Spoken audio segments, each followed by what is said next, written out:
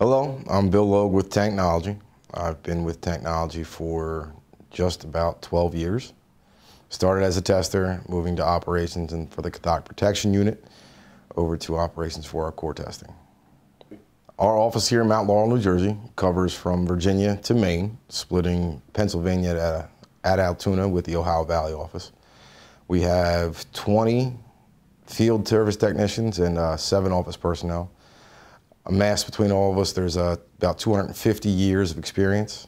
We are currently looking to add more personnel, as always. There is a massive amount of work to do today with the regulation changes throughout, not only the country, but all throughout our region. We are awaiting the promulgation of regulations in 3 states, that being Maryland, Connecticut, and Massachusetts. Here in 2020, moving into 2021, we are conducting a lot of containment testing, overfill testing, starting monthly inspections for states that never had to do these things before.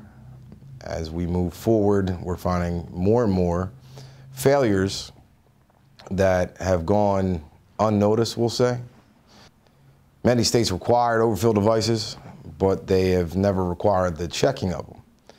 Since the installation of many of these, drop tubes or ball floats, then we're not pulled. We're finding that either some of them can't be pulled, or they are physically,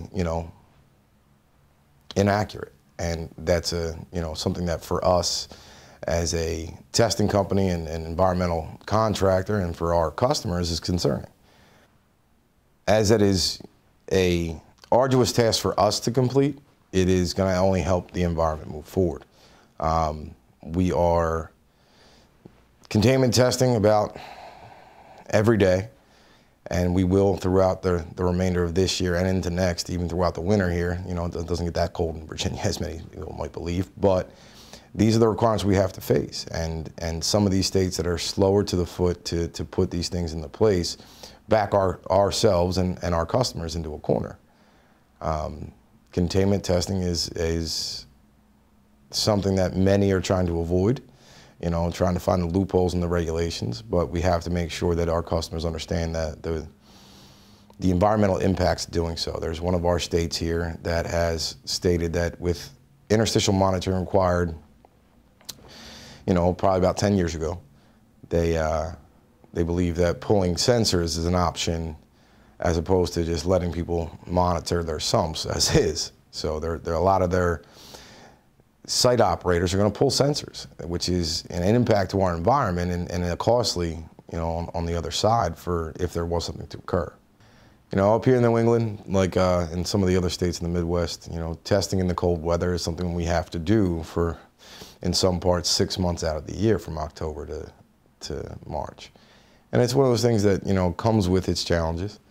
Not only is it the snow that's on the ground that covers the tank pad, or the snow plow that wants to put 6 feet of snow on top of the tank pad, only the fills are accessible. That creates a whole different task for our personnel to move around. The weather here in New England is and can be a challenge, but it is a challenge, year round. Every part of the year has its idiosyncratic portion to alter a person's day, be it the heat, be it the humidity, be it the rain, be it the snow. And throughout the year, we meet those challenges by arranging our schedule appropriately to do certain things at certain times of the year, keeping our technicians on the road daily basis, with a full schedule.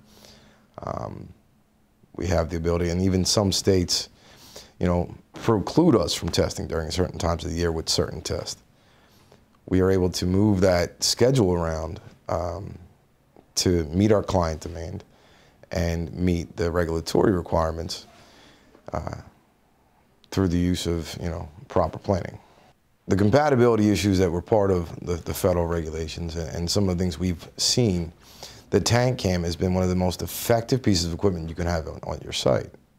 And not only at a post-construction when there's ballast water that needs removed and you get that first delivery and you got a water issue because the ballast water wasn't pulled out.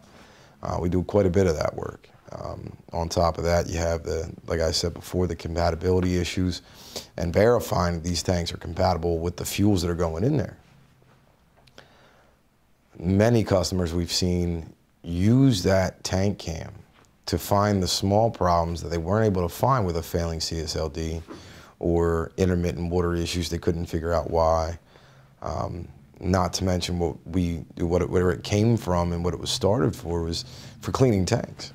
You know, our Superjet tank cam is one of the best ways to get your tank clean of debris and free of it, because when you use some of the other models that go out there and kind of spin around and knock stuff down but you can't see what's going on, you know, that is a superior piece of equipment that allows you visual evidence that your tank was cleaned. Thank you for watching. Once again, I'm Bill Logue with Tanknology, and you can find my contact information on our website.